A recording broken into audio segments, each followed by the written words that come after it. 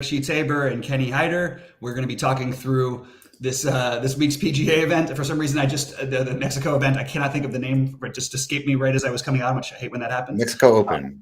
Mexico Open. That's what I thought it was, but I was like, am I just making that up in my head? I did a bunch of research for it. I just didn't actually happen to listen to the name of the tournament, which tends to happen with me. Anyway, I'm excited. It's been a really good few weeks for golf for me. Thank God. It's been my saving grace this year so far has been the golf, both with the straight bets and the and other stuff. And Kenny was a part of some of that, so that was a lot of fun when we went to Waste Management a couple weeks ago. And Sheets, as I always ask before we get started here, any overall thoughts on the tournament that we want to touch on before we get into our tier pricing?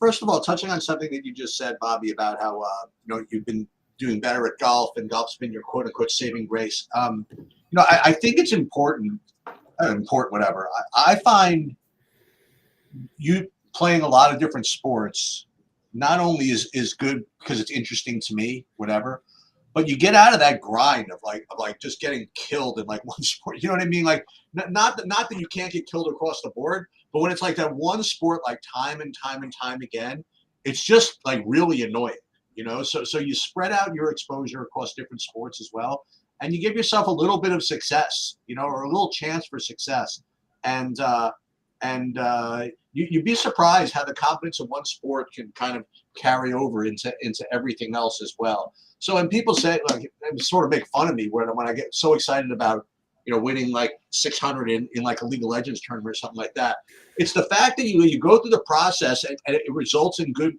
results. It gives you confidence in your process in general, and that can carry over into the sports that I guess mean more or are worth more to you financially or something like that. So I think that's important. The thing that I noticed the most to transition into this tournament was not so much the structure of the tournament or even like who's priced like so high, but the range that goes all the way down to 5K. Now maybe I haven't been paying attention, but I don't think that I've seen that. If it's rare, the first time, then I'm not hallucinating, and if it's not the first time, then I just missed it. It definitely, I think, adds a very interesting dynamic to lineup construction. I'm curious. I'd be curious to see how much of these guys, actually show up. And with that said, I bet you anything that the optimal lineup, whatever that means, is going to leave money on the table just because it's going to be somebody from that range is going to get there. It's just by the way the math works, And now these guys who literally were $1,000, all of them were like probably $1,000 cheaper last week, are going to be, they're basically projecting the same, I think. But then we get into this whole thing about more conspiracy theory stuff. And I really do believe this, by the way, that to some degree that projection models, they'll look at the salaries first and then somehow like it'll just be a real smooth distribution among salaries. Like you see a guy that's like 9K that you think should be 6K, and a guy that's 6K that you think should be 9K, but somehow this 9K guy will be projected like that much higher than the 6K guy. Right. I don't know. That only the projection people and God know the truth. But at least it's good to see, by the way, and we'll get to him in a minute, that like Grillo at least is kind of like agreed upon by the industry as being ridiculously priced and being a single digit owned. You know what I mean? So it's at least they're getting something right as far as that is concerned. But I didn't really go into too much course history or anything like that. I'm just kind of like relying on projections and models and things like that. And I'm curious to see who you guys like here, because we have Kenny, who's just the master of all the guys that I've never heard of, and I love playing guys I've never heard of. It's literally my favorite thing to do. So I'm really looking forward to going over all this. Absolutely, same here. And I just want to say, like, just touching really quickly on the pricing. You're gonna end up with a 40% owned fee now, like in single entry, maybe higher actually in single entry. It's just that's what things are naturally going to lead you towards, and we're going to decide if we like it or not. Kenny, just because I didn't really address it before, welcome. It's great to have you back. I want you to do this more often. I think you got a lot of good insights, and I think between the three of us, we can come up with something. All right, great to be here. All right, well, let's get it started. We'll start off with we'll just sort of go down the line, I guess. Sheets in the 10K plus range. What are you looking at here today? What's I mean, obviously the chalk is going to be the Finau and Højgaard. What do you like? All right. So first of all, for some context here, we're just kind of going over like the plays here. I mean, I might do like a lineup construction thing a little bit differently. And so I might do another video later when I just like run sims, do lineup construction stuff. And that's going to be one of my goals, is to really just be part of what this site is really making that bifurcation between good plays and kind of advanced lineup construction stuff. And there's definitely a call for that. I did this thing with hockey last night, and I kind of build it like just advanced lineup construction. And I don't know whether it was build or because there was nothing else going on but hockey, probably a combination. We had like just a truckload of people in it. So I think there's a need for that. So I am going to do this, but for this purpose of this thing, we're just going to really go over kind of who the plays are. And as far as the over 10K range, I mean, part of me just wants to say this is a whole bunch of BS. You know what I mean? That like that Finau, we've looked for excuses to fade him at like 7,700. You know what I mean? like 7,900 and things like that. And now he's rated the top guy in the field, but it is still golf, And he's 12K, and he's going to be 30. I have him at 34% owned, but I agree with you. I think he's probably going to end up being higher. The only thing that would keep him from being higher is that 12K number. If he was 11.9, he'd probably be 50% owned, right? So at 12K, he's going to be the highest owned guy on the course. I mean, yeah, he rates fine, and Højgaard, they both rate fine. Højgaard 26% though. I'm inclined to say F all of them if you want to know the truth. But as far as my rating goes, yeah, I mean, both Finau and Højgaard rate well. Nobody else, like the other two guys, I guess, the other three guys, I guess, or even like showing up in like my top 30, if you want to know the truth. So that's my take on those top five guys. Do you think this is going to be one of those weeks where maybe you play Finau in your biggest buy-in, but you don't play him in anything else? Is this one of those kind of weeks? No. Okay. Just wanted to know. No, there's no way he's going to be my big buy, not in a million years. Well, okay, no, that's great. That's great. I know sometimes you like to do that with I do like to do that sometimes, but I'll have to turn in my my man card, so to speak. If I play 40% 20 feet out at 12K, it's just not happening. I don't know what to tell you. All right, Kenny. So in this 10K plus range, what do you like? And you can sort of, you could say it however you want, whether you want to rank it, you want to avoid it. What are your thoughts on the 10K plus? So I think also, I mean, I just over the history of, the past, I don't know, 5 years or something, I've been playing golf DFS on and off. I've never, ever gotten Finau right, because he has never really ever been right, except last year here once. So, which is great for him. But I can't swallow the $12,000 price tag. I think, I'm definitely going to just X him out of my SaberSim builds, because, 30-40% ownership is just ridiculous. And, what I've been noticing more and more as I've kind of tried to get into some of the sim builds and doing the contest sims and stuff like that, following. And by the way, Sheets, everything that you've done on your process and stuff, I've watched all those videos. It's really helpful and kind of really helped me understand how these things work. And I like it, especially in the beginning stages of just trying to figure out, what are going to be my targets and all of that, even though I still haven't really projected or perfected the scripting yet. But I think in the 10K plus range, for me, and it's sad too, because Griot is usually like one of my targets. He's usually like, 6,800 or, and he usually does great for me. And I've won money with him. He was in, he's been in a couple of my biggest weeks, biggest profitable weeks. He's been in my lineups, but 11-1 is just way too much for him. So for me in this range, it's really, I think, just Olsen and Dietrich. Dietrich also been playing well this year, was in my winning lineup, I think, in the mini-max when I won a few weeks back. And then Olsen also just, coming off a win, and also just getting a special exemption announced today into the Masters. I think he's going to be in a great mood. I think he's going to, be really pumped to play and show off, why he earned that exemption into the Masters. So I think those two at the bottom of the 10K range are probably be the only ones I actually play. I typically would also, I've been liking playing Højgaard recently, but also just with that, that ownership, I just don't think that you have to have a ton of exposure to him at that price, especially because there's so many guys that are kind of unknowns, and trying to figure out who the right one is in the 7-8K range or something like that. It's just easier to just play multiple of those and not have the 10K guys. But I think in this range, I'll have some exposure to Olsen and Dietrich mainly. Yeah, that makes sense. I'm going to have to get over my a couple, this is a story every week, right? But 2 birdies away for Højgaard probably from winning the 555 last week. A little, so he's the only one in my lineup who kind of burned me. I think he's the only one who finished worse than a 7 under or something. But look, I get it. And I have him ranked. I mean, look, I understand. And it's very weird for me to say that the Finau thing, especially with the ownership and everything like that. But I really don't have someone else who I feel like completely confident and trusting. So it might be a situation where I do what I was suggesting in the sheets, where I play Finau in my biggest buy-in and maybe leave him out of the rest. But I have it ranked Finau. Actually, Olesen. I think that's the best play. I think that's the play. You're saving a bunch of money. I do think that he's going to be the lowest owned in this range. He and Grillo can fight it out for who's going to be the lowest owned. But I like Olesen a lot. So that's probably going to be the bulk of what I do in this range. Or I guess I'm going to have maybe the one big buy-in with Finau.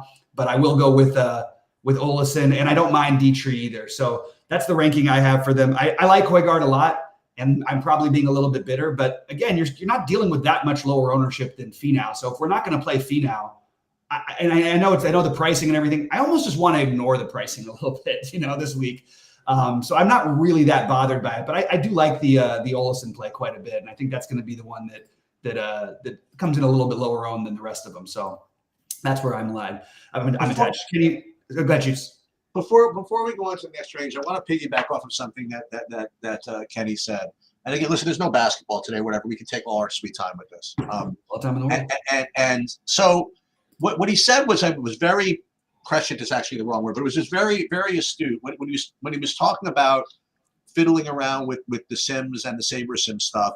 What he kind of intimated, which I think is really important, is while he's not like completely just, I would say blindly, just like plugging stuff in and running them, he's using the tools to try to at least see what it's doing, and I think that's really important.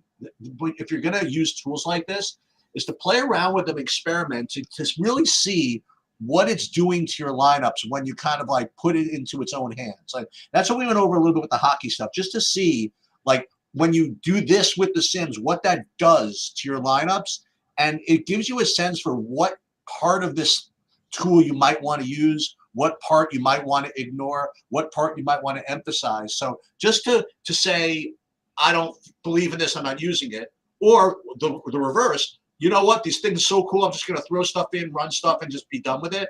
I think both those extremes are really, really terrible. I think that you should really just, try your best to at least educate yourself by doing it, right? Even if you don't play these lineups, really, on what it is that the Sims and what it is that this lineup construction, this new kind of wave of lineup construction is trying to accomplish. Well, Sheets, I want to just touch on that because that when I did I looked back at my basketball because it was going really poorly. I never really had that kind. I mean, I've had that kind of stretch, but it was just felt like I couldn't win anything.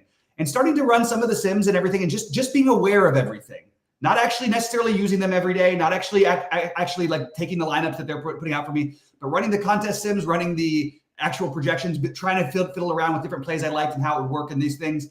It really, really helped me out. And I feel like it grounded me a little bit and got me back in the right mode. And I actually think golf coming back, it was a big part of that because golf, I don't have the same knowledge base that I do for the NBA. So it forced me to, get back into that mode. But I agree with what you're saying a lot. Let's jump over to the 9K range. Kenny, we'll start this one off, I guess.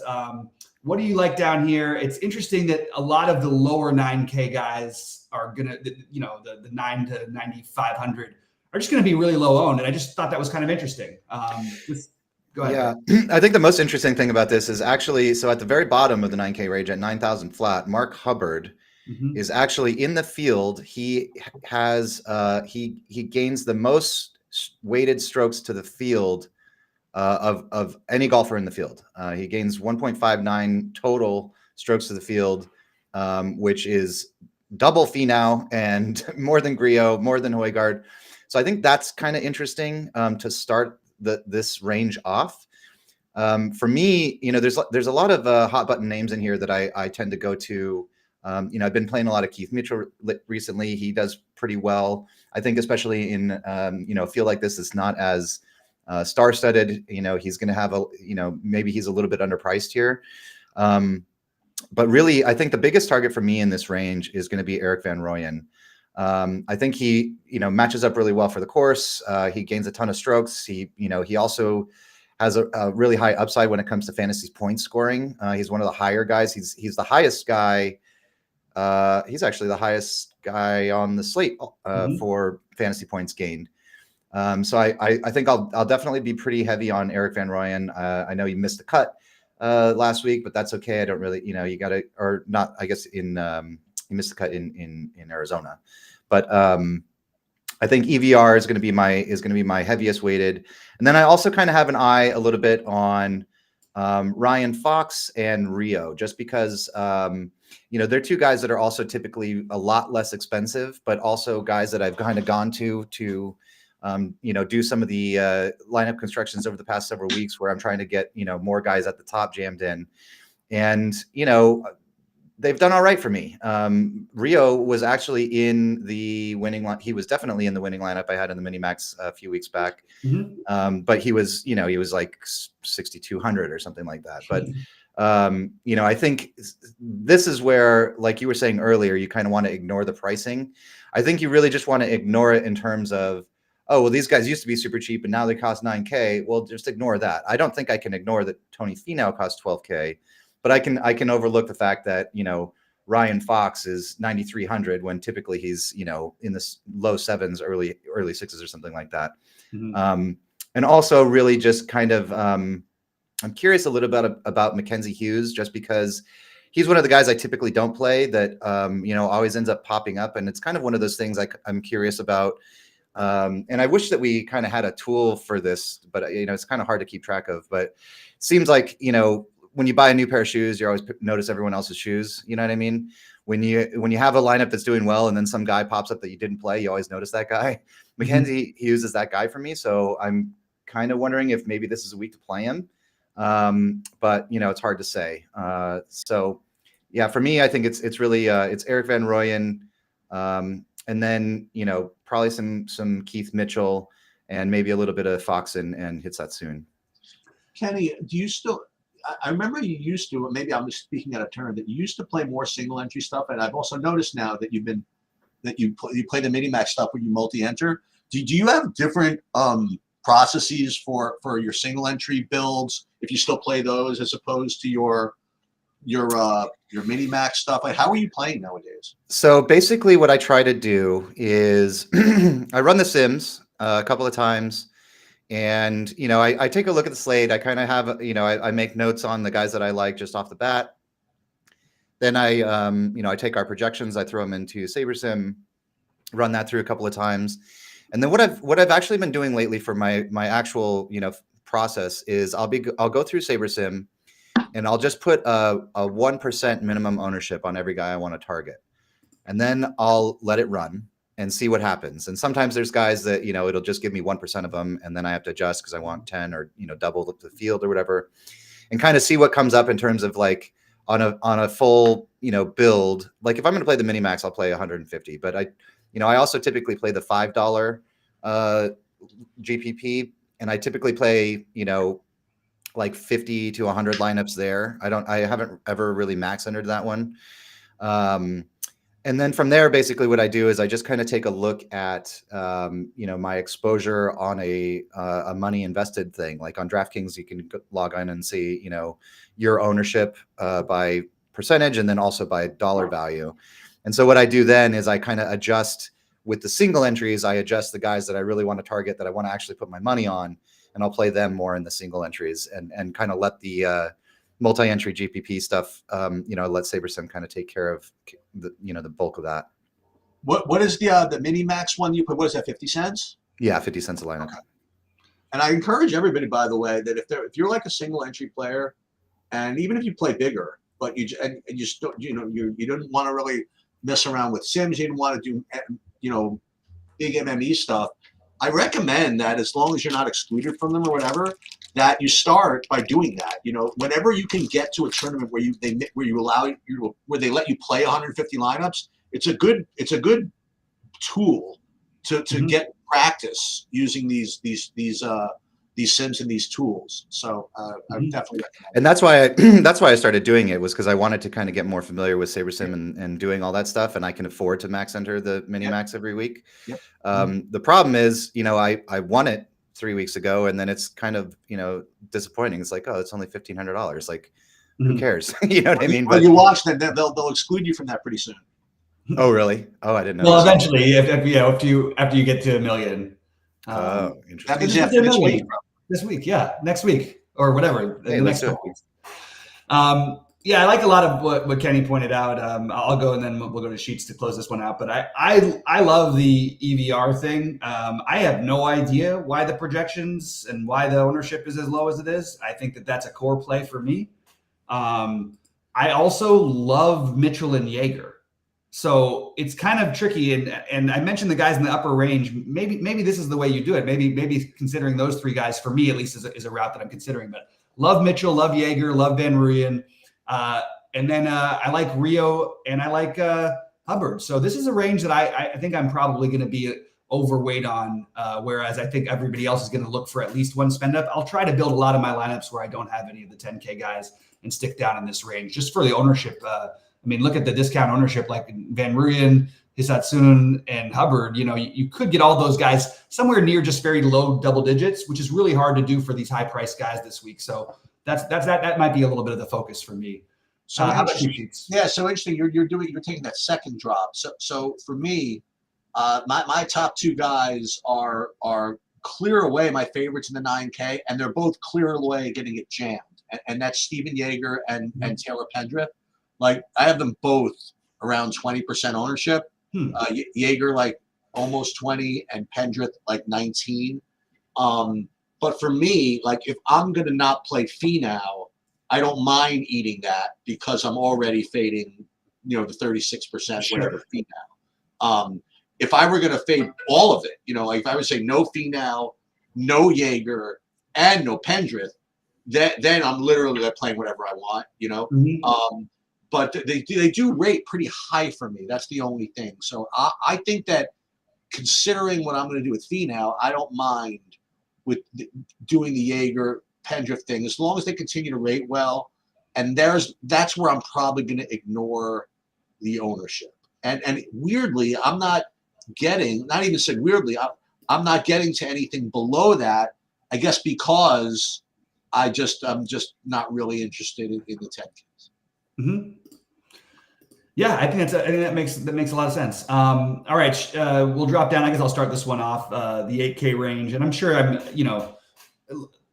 this is not this range for whatever reason. When I was building, I didn't end up with nearly as much of it. I do like Mav McNeely quite a bit, actually. Again, another guy that you could have told me he was 10-5 this week, and it probably would have the same ownership that he does now. Like, I don't think it's any different. That's the weird part about this, getting your head around it. Matt McNeely had a couple of really good days last week, and then sort of faded away a little bit. And Matt McNeely is my main one. If there was a time to take a shot with Cam Champ, this might be a one. I was a little surprised. I mean, it's weird to see him maybe not that price, but Aaron Rai, in my opinion, is probably Aaron Rai and Justin Suh are probably the best golfers in this range. But overall, I guess it's just a range where I've named a lot of plays I like, so I'm going to keep it pretty short and just say that Mav McNeely I like. I don't mind Gim or Thompson, but McNeely is the one I'm probably going to end up playing more of. So that's what I'm doing down here. How about you, Kay? So this is an interesting range for me. It seems like there's better value below it than right here. For me, I think that probably my biggest target in the range is going to be also the highest owned one in Michael Kim. But I think he's really been putting in full effort lately, playing well. I think he's going to have a lot better chance at a higher position score in a weaker field this week. He also has a great approach game. Approach is, by far and away the most important metric on paper for this course. And he also has, this course has only been played twice over the past 2 years. It's a new course to the tour, but He's at least played it once. So I'm going to be on to Michael Kim. I agree. I think Cam Champ might be a good shot this week, but coming off of 4 straight missed cuts, I don't know that you have to get there, especially. By the way, while being the guy who, by almost a full stroke leading in drive off the tee, this is just like a weirdest thing. It's like it's a crazy number. Anyway, go ahead. It is totally crazy. I guess he's not quite there, so we'll wait for that. Then the other guy that really kind of gives me a little bit of interest this week is Doug Gim. Who we really haven't heard much of in the past, heard nothing about him all of last season. A couple seasons ago, when I think he was a rookie 2 years ago, he popped up and I started, getting on him, and he was like one of the cheap, low-owned, no-name guys that did pretty well. And then he kind of, got into a slump or whatever. But again, just going back to a weaker field this week and, a newer course and stuff like that. And also he's, the past 2 tournaments, he's been in the, top 13, the past two tournaments he played. So probably get me a little bit of Doug Gim as well. Yeah, I definitely can understand that one. I jumped Sheets on that one. It was supposed to be Sheets next. Sheets, go ahead. Sorry, man. Yeah. So I got something for you here. And again, it has nothing to do with projection or whatever. It's just kind of my own biases, but we'll get to that in a second. But the guys that you mentioned are, the top rated are the top owned, and that would be, like you mentioned, Kim and Thompson, and Eckroad also falls in that pool of well rated guys that are going to be 10% on plus. I have Aaron Rye almost as good. Maybe you get a % or 2 less as far as ownership goes, and all those guys are fine. So this is like I literally have a soft spot for this play. And so I'll give you a history. So when I was first learning how to play like golf, which is actually kind of late in life, I watched like a lot of videos or whatever. There's one video on this particular guy's swing, which was just like an amazing video. I go back to whenever I go, I want to just like relearn fundamentals, just go back to it just for some inspiration or whatever. The way he compresses the ball and all this stuff for like golfers is like an amazing thing. So he kind of like didn't really exist really for like a while. And then I actually when I went to one of the live tournaments, I watched him and it was surprising to me how far he hit it, because you wouldn't think that someone like this hits it pretty far, but he has, he embraced the technology and he does that whatever. And every time he's in contention, I get a little bit of I was a tear in my eye, but I'm like, oh my God, that's pretty cool. And freaking 2 weeks ago, he was right freaking there, he was right there and he just couldn't quite close it out. But I'm going to go for Charlie Hoffman again. Okay. At 8,400. No, I don't see anybody playing this week. And in a weak field, a guy who, listen, because he's older, people don't realize that he can actually hit the thing. Mm-hmm. And he's been, he teased a big result a couple of weeks ago.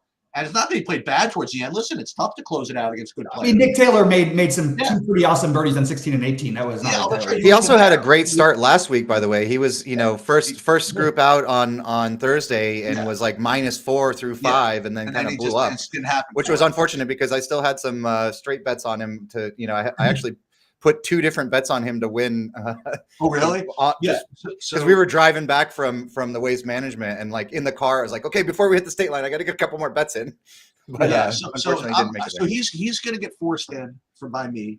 If you guys, if anybody wants to play some of them, you're not going to find a better spot. You know what I mean? Like it's an atrocious, not atrocious field. It's an atrocious field, and I'm telling you that first of all, if he won that tournament, or if he didn't, if he were like 9,900 here, no one would blink.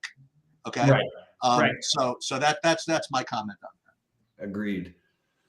Okay. I actually like that call quite a bit. I knew that was where you were going to go with it, but I didn't. I was like, I think that's actually a pretty good call. It is weird to see how low owned he is exactly, but yeah. Anyway, all right, we move on to the 7,500 to 8K range. Sheets, you start this one off.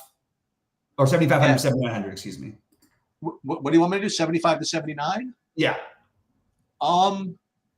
All right, so my top two at under 8K are below that, but so I'll get to those in a minute. Actually, my top three are below that. But in this 7,500 and up, I guess Vincent Norman would be my top guy, and he's very low owned too. I say like 6% or something like that. But I think the reason why all these guys under 8K are going to be low is that you could play like so many guys under 8K all the way down to 5K, right? So I don't think anybody in here is going to get like particularly jammed. You'll find like some 10% guys, maybe like Johnny Vegas will be 10% as we get down to him, whatever. But you won't get, I don't think anybody really higher than that under 8K. So I guess he would be my favorite, and then my second favorite would be either these guys, maybe Sin Young Kim or KH Lee. Actually, 7,500, I guess that counts. But I prefer to go down a little bit lower. Yeah, I hear you. Sorry, go ahead, Kenny. Kenny, you go next. I'll close this one out. Yeah, so this range I don't really have much. I guess if I had to pick a guy, I'd probably pick Nate Lashley, just based off the fact that he's got pretty solid stats across the board. He hits it, relatively long, and he's played here the past couple of years with, semi-decent results. So probably just him. But other than that, yeah, maybe a little bit of the Vincent Norman, but just so many guys in this range. Seems like they're all just in really bad form recently. And I guess, it's a side of the fence that you either believe in the recent form or you don't, but I definitely do. So hard for me to really get to too many of these guys here. Okay, so I got a little bit of a take here. I'm very high on Johnny Vegas this week. He finished 22nd at the Waste Management and really bounced back, and actually had a rough Sunday to not even finish in the top 10. He also the tournament before he literally shot the worst round in round 1 and the best round in round 2. I think he's flirting with bouncing back. This feels like a field that he can actually contend in. So I like Vegas a lot. If I was able to make straight bets, I actually probably would take him at, I'm guessing what's got to be 75 or 100 something to 1. I think he's got a chance here. I think he might be bouncing back. So he's my favorite and probably the only one I end up with. I do want to mention that I'm probably, that's not true. I'm going to play some Alejandro Tosti. That's the other one I had in this range. And every time I don't say SH Kim, I feel like I look up and he's in the top 5 out there after 2 rounds every single week. It feels like it. So I guess that those would be the ones for me, but the main one is Johnny Vegas. By the way, he's 50 to 1. 50 to 1. Oh, that's not good enough. But that makes me feel better about playing him at 7,600. Yep. But yeah, so I love Vegas. 50 to 1 is probably to that point. I mean, he's 50 to 1, and Michael Kim, who's a very popular 8,200 guy, is less. He's 55 to 1. So. Yeah. And Eckroat, we mentioned before. I mean, he's got less. If you believe this, right? He's got less chance to win, I guess, than Vegas, and he's priced higher and just as highly owned as well. So, yeah. Yeah, fair enough. All right, so you guys like this next range a little bit. Kenny, we'll have you start this one off, the 7K to 7,500.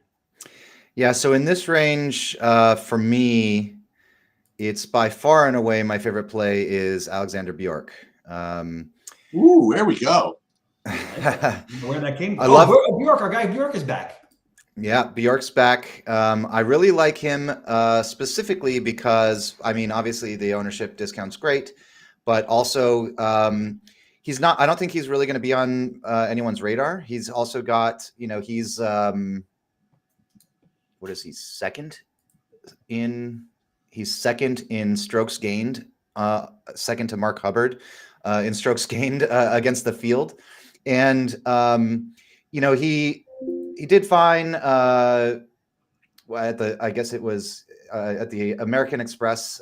He T11, then made the cut at the Farmers, missed the cut at the Phoenix Open.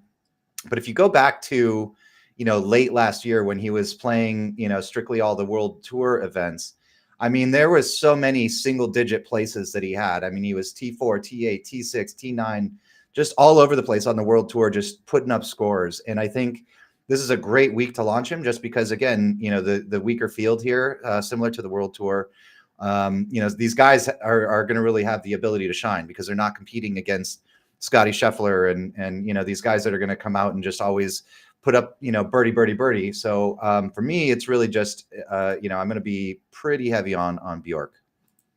I like it. That's a really good take. All right, I'll go, I guess, next real quick. You sold me on Bjork, so I'm gonna probably end up with a little bit. My guys are Matt Wallace and Carson Young.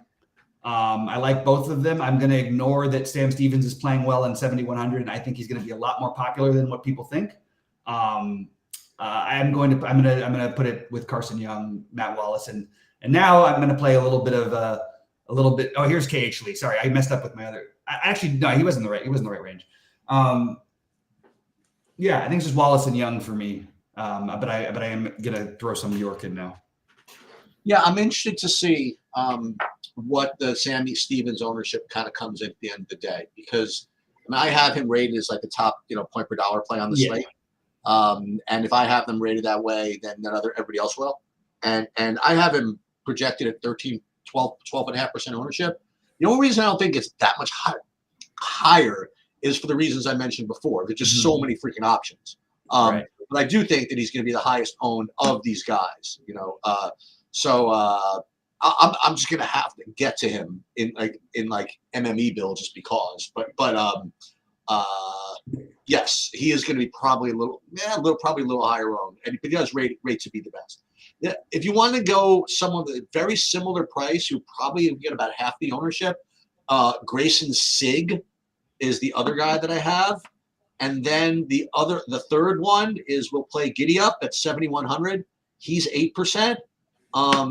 So we'll have Chris Goddard, Sam Stevens, the chalkier of the three, and Grayson Sig. Those would be my three favorites. So I have a question for you, Sheets. So when it comes to these things, this is what I've kind of been constantly, pulling out my hair over every time I do these builds and I go through SaberSim and, do the scripting and the process and everything is, when you're looking in the lower 7K range and you see a guy that's projected ownership, like, in the teens or something, to me, that almost just feels like easy as a fade as fee now at 12K. You know what I mean? Because really, at what point do you need to be on the chalk when it's cheap chalk? Are you, if you don't really have a legitimate expectation of them to like top 5 or something, do you really, shouldn't that just be a fade theoretically, or what are your thoughts on that? Okay, so now you're getting into something I like talking about and thinking about.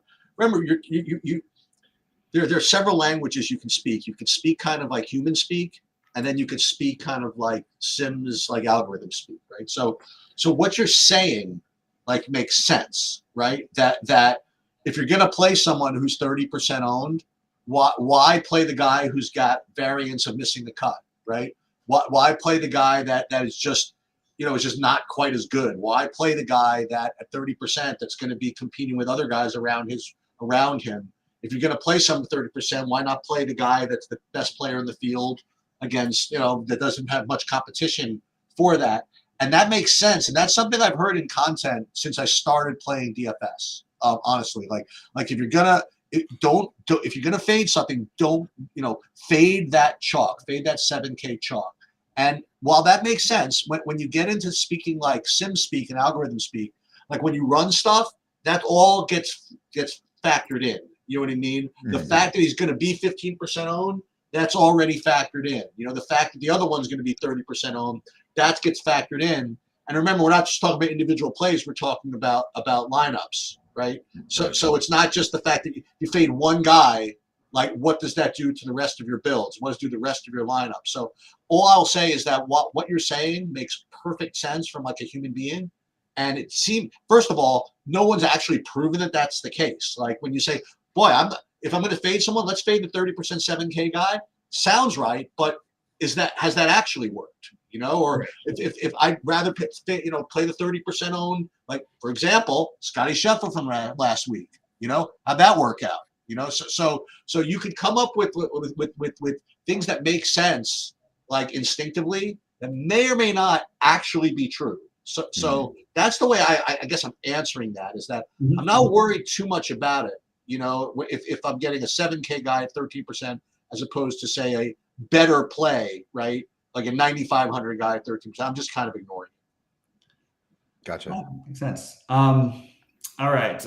Guess it's me to start under 7K. So do we just do it? I guess we say 6 to 7K, and then we'll talk about. Yes, yeah, do that. Yes, that's better. Okay, because I've got a bunch of names that I'm considering. Let's go.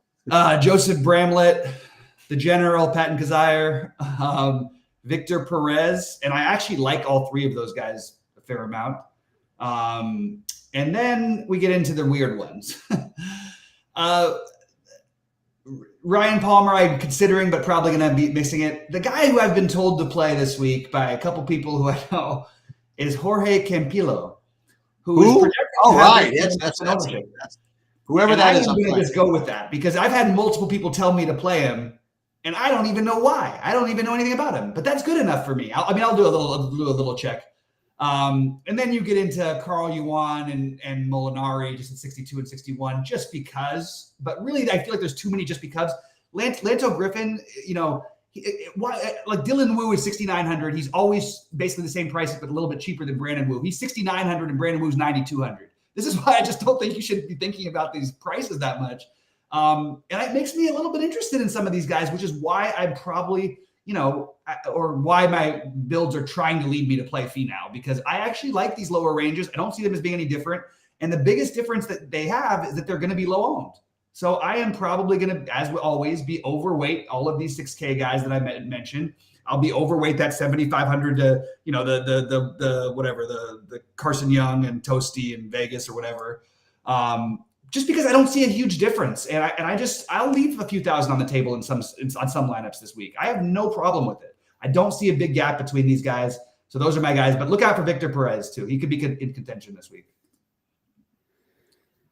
So that's a lot of guys. I'm sorry to name so many. The main ones are Perez. The main ones are Perez and Campillo. Perez, Campillo, Bramlett, and Kazire. All right, Sheets, you're up next. Sorry about that. A lot of names. But I guess I was going to ask you. I guess I was going to ask Kenny about this character. Do you know anything about Sami Valimaki? Yeah, that's what I was going to ask about. I do not. No. Okay, because he's the guy that I haven't heard of. I watched him last week, actually. Oh, so you've heard of him? Okay. Yeah. Was it last week? We'll X him out then if someone's heard of him. That's the only reason. Well, I mean, he had a lot of ups and downs. It was Phoenix that he played. He actually played well in Phoenix. He finished 41st. And he finished 43rd at the Farmers. All right, let me go over the guy who I think is going to be the highest owned of the guys under 7K. Who I don't know if he can actually get to 10%, but I think he might. And it's a course fit too, because you need distance here, and that would be Joseph Bramlett. So at 6,800, he's like my top rated guy. And I'm seeing like 9%. He could get over that. So just be aware. I will say that given ownership, given price, given whatever, and you could play with whoever you want here. My top two, I'll just kind of whatever. One guy everybody likes to play a lot is the Vincent Whaley. And here's another guy that I guess people like playing. I can't imagine why he'd be. Well, I can imagine because there's a million guys. At 6,200 at 6%, Carl Yuan would be my other guy. So Bramlett would be kind of the obvious guy that I think might end up a little higher owned than I would want. Carl Yuan would be a second, and then the third I mentioned it would be the Vince Whaley. I can't mention everybody, and that's pretty much it. I like the Carl Yuan as well. He would be on my list also. Looking at this range, there's just a couple of names, and this is a tip I've picked up from Bobby over the years is just sometimes there's just guys that you see that are just good players. They've been around a long time, and if obviously no one looks at metrics past a couple years or whatever, but a guy like Ryan Palmer, for example, he's an old timer. He's played forever on the tour. He's in the field. He's $6,400. Yeah, he hasn't been playing great, but might as well take a shot with a guy like that, right? Or who is the other one I saw in here? Henrik Norlander, another good example. Yes. Why not have a little bit of these guys? Henrik Norlander actually did, his last tournament, he had a pretty decent showing. Has also played this course before. So I'm kind of interested in some of those just old time plays. If I'm getting interesting, I think my most I'll go with I also like this week just a little bit of Parker Cootie, which is a guy that I've seen before but have never really played, but his stats seem to do, fare out pretty well. And he also hasn't had just like a massive string of missed cuts, which, when you see guys that have missed 3, 4, 5 cuts in a row, it's like I'm pretty much never going to play them unless SaberSim just puts them into a build somewhere, and I don't ever see him anyway because that build doesn't cash. You know what I mean? But outside of that, my one interesting target this week is going to be Cristobal del Solar. There you go. Now we're talking. That's the name we're looking for. That's the name. Who's I think this might be his first ever PGA Tour event. He's been a Corn Ferry Tour guy, doing okay on the Corn Ferry Tour. Who is this? Cristobal del Solar at 6,400. Okay. And he doesn't have, he's got like no stats because he's got no measured rounds. Del Solar. Okay. Yep. But looking back on at the on the Corn Ferry Tour, at the end of last season, he was doing pretty well. Got a couple of like top 10s, hanging in there, and hasn't played for a while or whatever. But when these guys get called up and they've never played a PGA Tour event and now they get to play one, especially this is the perfect tournament for that, right? Weak field. Not a super difficult course, as long as you can hit it off the tee pretty well and have a decent approach game, you might have a shot. So that's going to be my off the ball target here this week. Do we need to make a rule where you can play max one of C Del Solar and A Dumont de Chassart, or can you play them both together? You can play them together, you just can't pronounce it. or the Sal Valimaki. Like if you played, I think I would do max one between C Del Solar, A Dumont de Chassart, and S Valimaki. And I think that's something you could do. You could force SaberSim. Min one. Min one, I don't think, but max. Listen, I don't think those guys correlate too well together. Because the announcers are not going to be able to butcher 2 pronunciations if they're all in the same leaderboard. Right. I got to give it up to the golf announcers. One thing is they're better with pronunciations than any other sport by far. That they is do it really well. It's pretty amazing. Well, they kind of have to be, right? They're all and most of the announcers are like they're either from South Africa or Britain or something. They kind of have to. What about the NFL guys? These guys have the craziest names of all time. And you're talking to the guy that doesn't watch football. I didn't even watch the Super Bowl. Okay. Okay. Well, yeah, you're right. You fell asleep, I think. All right, Cheats. What do you got? 6 to 7. You mean in under 6K? You mean? Oh, we're under 6K now. Yeah, sorry, under 6. Excuse me. Right. So again, this is sort of ridiculous that not any of them. See, what they do is like the guys that literally have no chance to win, they'll like put it like 5K flat or whatever, whoever these guys are. But like there are other guys in here that could very well be like 6,500. Like guys that have been 6,500 and that those are a couple of them I'm gonna go after. Like one, again, this is my bias. These are just guys I've heard of that are usually like higher. And one would be CT Pan at 5,700. And then everybody's hero, Callum Tarrant at 5,600. And then I'm getting some of this Cade Dougherty. I don't know who that is, but he's showing up. So all 3 of those guys make sense. And I'm telling you, if this were MMA, which it isn't, but if this were MMA and there were like only like 25 guys to choose from, literally what I would do is I would play, like if I wanted to play like, what's his name? Like either Sam Stevens or Tony Finau or Jaeger and like combinations of those, I would play something like Pan or Taram and leave like 5,000 on the table, and just make sure that that's unique. And it would be, okay. It's golf, right? Most things are unique anyway.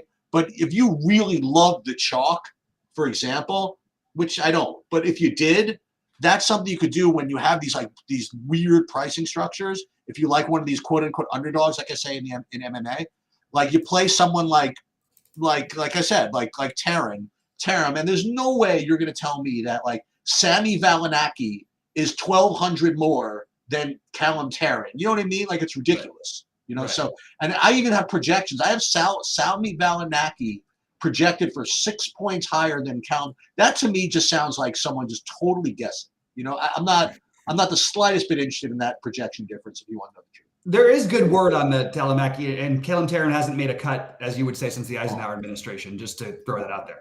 Okay. It's been, I think, 7 in a row or something like that he's missed. Just throwing it out there. But I also hear his name so much this week that it's almost like feels like he's going to be played like a lot, but they're not really going to click on him like 15%. He's not going to be 15% on. I know he's projected only like 4 or 5%, but I've heard his name from everybody this week. Oh, okay. So because it's like because people have heard of him. He's 5,500, and he was competitive at the beginning of last year, just hasn't been this year. Right. All right, Kenny, what do you got below 6K? So again, going with what she's just said and what I was saying in the last range of just guys you recognize the names with and stuff like that. There's a couple, I kind of recognize that might, be worth, pivoting to, like Scott Piercy and James Hahn. Forgot about him. Yep. Also I like Patrick Harrington, our boy Dan's cousin or whatever, who also, he's up and down, but again, in these weaker fields, I think an older guy like that's had a ton of experience, I think just has a decent chance.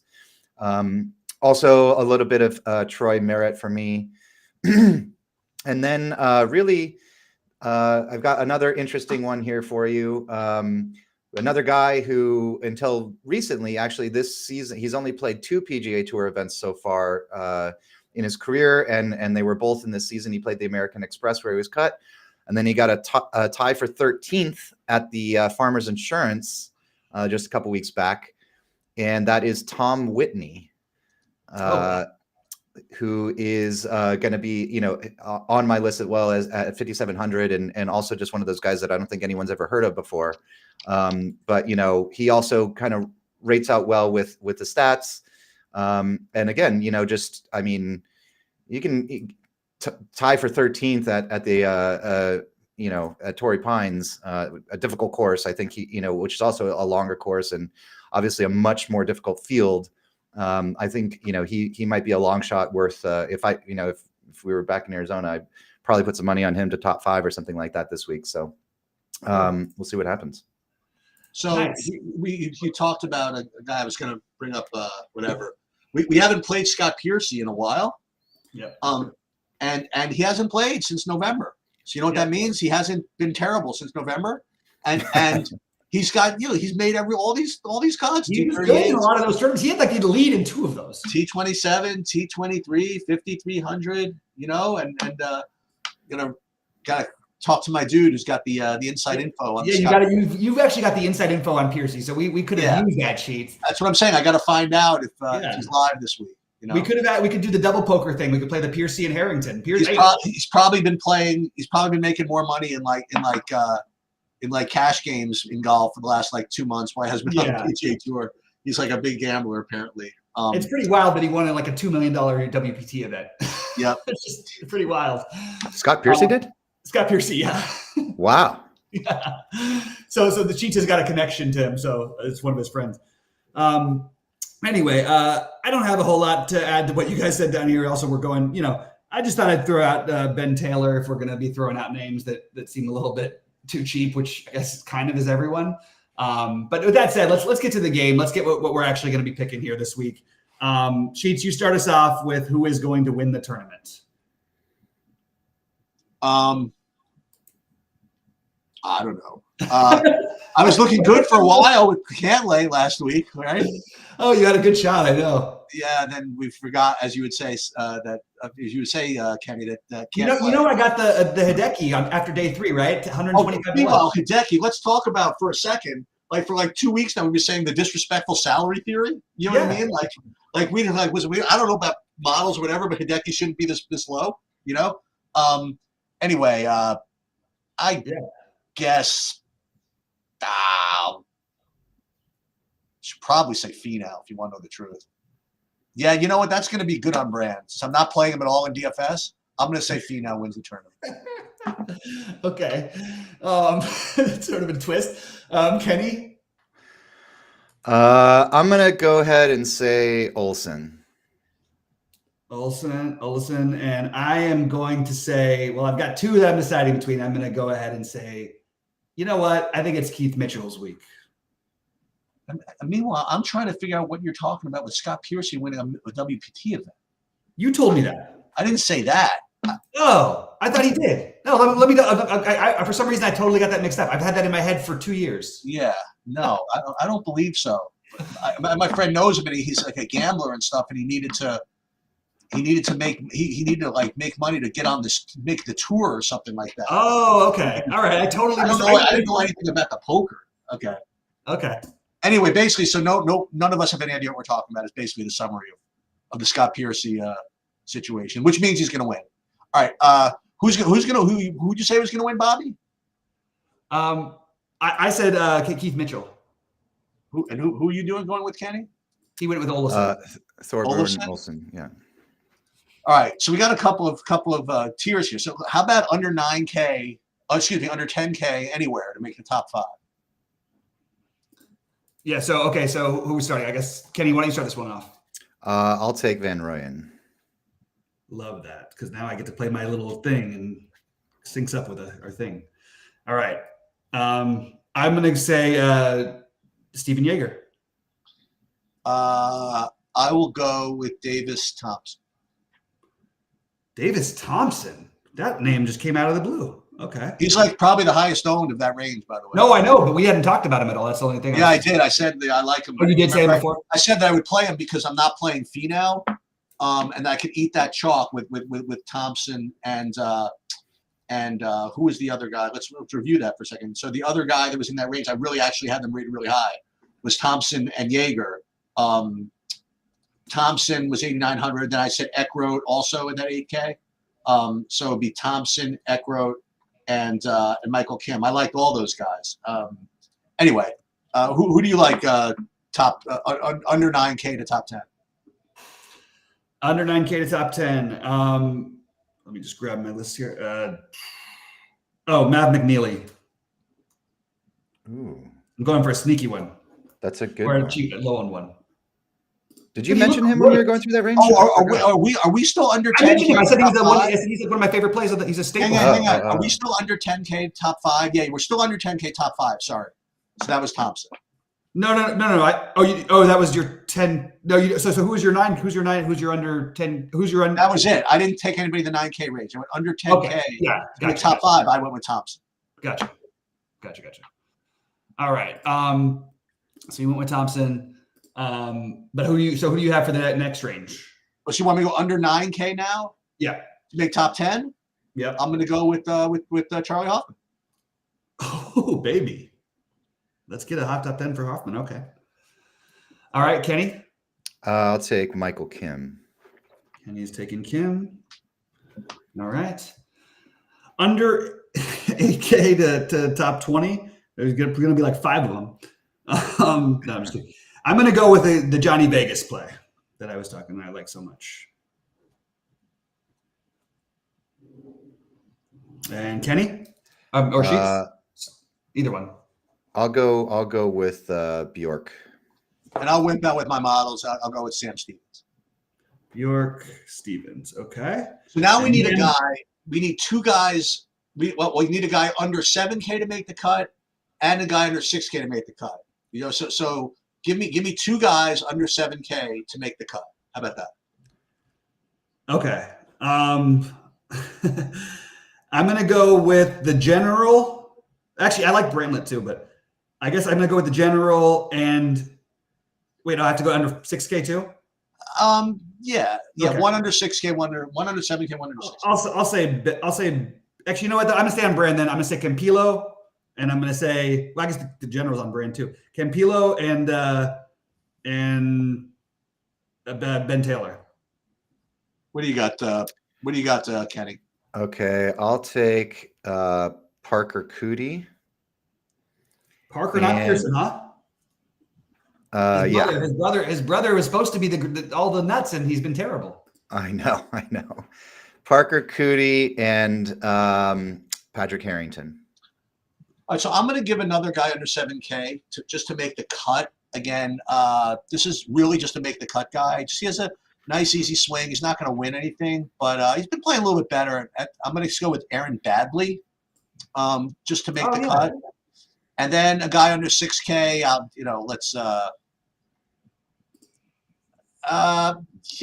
let's let's go. We'll take Piercy. Why not? We'll take Scott Piercy to somehow make the cut. Yeah, let's do it. Why not? He makes every other cut. He's been good to us, Sheets. He's been good. Now over this could be probably pretty easy, but over 9K to miss the cut. And we can only pick one. Yeah. All right, I'm going to take your guy, Mackenzie Hughes. Oof. I'm going to take to miss the cut. I'm going to go with Patrick Rogers. Nice. I like that one, actually. And just because he hits it so far, I'll go with Keith Mitchell. Keith Mitchell. Thanks, Sheets, for picking my winner. Yes, there you go. That's it. You know what? I changed my mind. It's Fee now because Sheets said Fee now. That's it. There you go. Perfect. That would be just so beautiful. Wouldn't that be a great thing? Just what if I hate to root against the guy, you know what I mean? But everybody over 9,500 misses the cut. How about that? But it would be you know what's going to happen by the way. I mean, I'll tell you exactly what's going to happen. You know who's winning this by 5 strokes, and it's going to be Grillo at 6% ownership. Like that's what he's going to be the second highest priced guy. He's going to get played at 6% in the 555 and win by 7 strokes. You're probably right because this is one week that I have no interest in him whatsoever, and I've had interest in him every other week. So anyway, all right. Well, good luck to everybody this week. I did put up our Discord here for you guys if you want to check that out, and also we visit the site, check out our membership options. We've got some really good things going on, and we hope you can join us. Kenny, pleasure to have you. Sheets, great job as always. And guys, let's make some money this weekend. Anybody got anything else before we get out of here? Yeah. So now, if you guys want to play a trivia question, and this is like the beauty of having like 3 guys on here. There's 100 and how many we got? 130, 127 guys on the card or whatever it is. I want you to figure out how many names we have not mentioned. 130, probably about 9. I think if I honestly realistic guess based on my sheet, I think it's probably about 60% we haven't mentioned, but 40% but we mentioned there's a difference between mentioning somebody and saying the guys who I'm probably not going to play them. Joanne's back. Good to see you, Joanne. Anyway, hey, there she is. For Sheets and Kenny, I'm going to say good luck to everybody, and let's crush it this weekend. We'll do this, talk about some showdown stuff, and we got basketball coming back tomorrow. I'm pretty pumped. So good luck all. Can I tell you what I heard this morning? What's that? I said yes because I just don't say no or whatever. This is like going to be brutal. You have Brandon Cruz who's going to be out for Saturday for the Xfinity or whatever. He said, Sheets, can you handle the live show with the NASCAR? I'm like, sure. we'll see how that goes. Hey, you've done it before. All right. Good luck to everybody, and see you at the top of the leaderboard this week.